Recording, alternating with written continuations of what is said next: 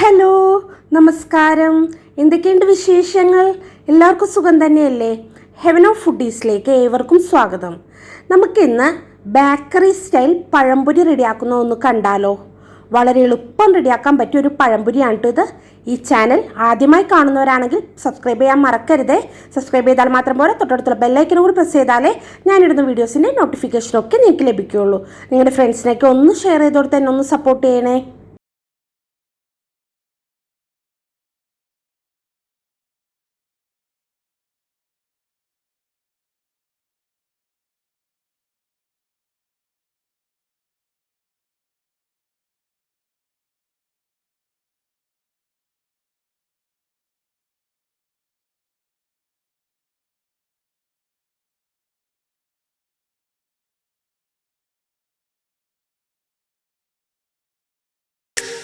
പഴംപൊരിക്ക് ആവശ്യമുള്ള മാവ് ആദ്യം റെഡിയാക്കാം. ഒരു ബൗളിലോട്ട് 1 കപ്പ് മൈദപ്പൊടി, 1/4 കപ്പ് അരിപ്പൊടി, 1/4 കപ്പ് പഞ്ചസാരയായിട്ട് മധുരത്തിന് ആവശ്യാനുസരണം ഇട്ട് കൊടുത്തോളൂ.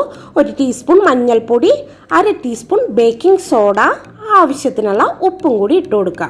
ഇതിനകത്തോട്ട് 1/2 കപ്പ് ദോശമാവും കൂടി ഒഴിച്ചു കൊടുക്കുകയാണ്. എന്നിട്ട് നമുക്ക് കൈവച്ച് നല്ലതുപോലെ മിക്സ് ചെയ്യാം കേട്ടോ. മഞ്ഞൾപ്പൊടി ഇട്ട് കൊടുക്കുന്നത് നമുക്ക് കളറിന് ആവശ്യത്തിനാണ് കേട്ടോ. എന്നിട്ട് ഇതിനകത്തോട്ട് സാധാ റൂം ടെമ്പറേച്ചറിലുള്ള വെള്ളവും കൂടി ഒഴിച്ചിട്ട് നമ്മുടെ ദോശമാവിൻ്റെ പരുവത്തിന് നമുക്ക് ഈ പൊടി കുഴച്ചെടുക്കാമേ. കട്ടകളെല്ലാം ഇതേപോലെ കൈ വെച്ച് നല്ലപോലെ മിക്സ് ചെയ്ത് ഉടച്ചു കൊടുക്കണേ. ആവശ്യത്തിന് വെള്ളം കുറേശ്ശെ ഒഴിച്ചു കൊടുക്കണം കേട്ടോ.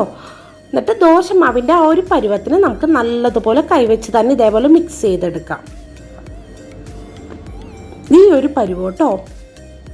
ഈ ഒരു പരുവത്തിന് മാവ് കുഴച്ചെടുത്തിട്ടുണ്ട്.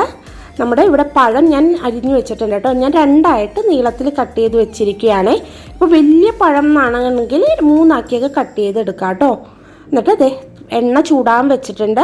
നല്ല ചൂടായ എണ്ണയിലോട്ട് ഈ പഴം ഈ മാവിൽ മുക്കി നമുക്ക് ഇതിനകത്തോട്ട് ഇട്ട് കൊടുക്കാം കേട്ടോ. ഞാനിപ്പോൾ കൈവച്ച് തന്നെയാണ് കേട്ടോ ഈ മുക്കി ഇടുന്നത്. നിങ്ങൾക്കിപ്പോൾ സ്പൂൺ വെച്ച് വേണമെങ്കിലും ചെയ്തെടുക്കാം കേട്ടോ. മീഡിയം ഫ്ലെയിമിൽ വെച്ച് വേണം കേട്ടോ ഫ്രൈ ചെയ്തെടുക്കാനായിട്ട്. എന്നിട്ട് മീഡിയം ഫ്ലെയിമിൽ വെച്ച് തിരിച്ചും മറിച്ചും ഇട്ട് ഫ്രൈ ചെയ്തെടുക്കുക.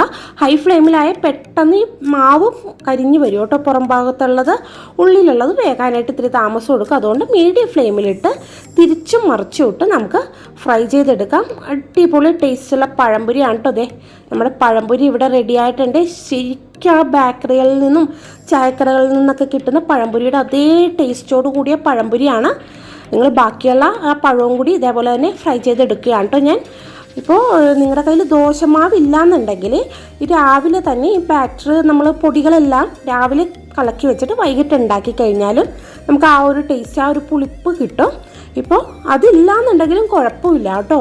ഇപ്പോൾ ദോശമാവോ അങ്ങനെ പുളിക്കണം എന്ന് താല്പര്യമില്ലാത്തവർക്ക് മറ്റുള്ള പൊടികൾ മാത്രം മിക്സ് ചെയ്തിട്ട് ഇതേപോലെ ഫ്രൈ ചെയ്തെടുക്കാം കേട്ടോ. അടിപൊളി ടേസ്റ്റുള്ള പഴംപൊരി ഇവിടെ റെഡി ആയിട്ടുണ്ട്. എല്ലാവരും ഒന്ന് ട്രൈ ചെയ്ത് നോക്കണേ. നിങ്ങളുടെ വിലയേറിയ അഭിപ്രായങ്ങൾ കമൻറ്റ് ബോക്സിൽ എഴുതിയിടാൻ മറക്കരുതേ.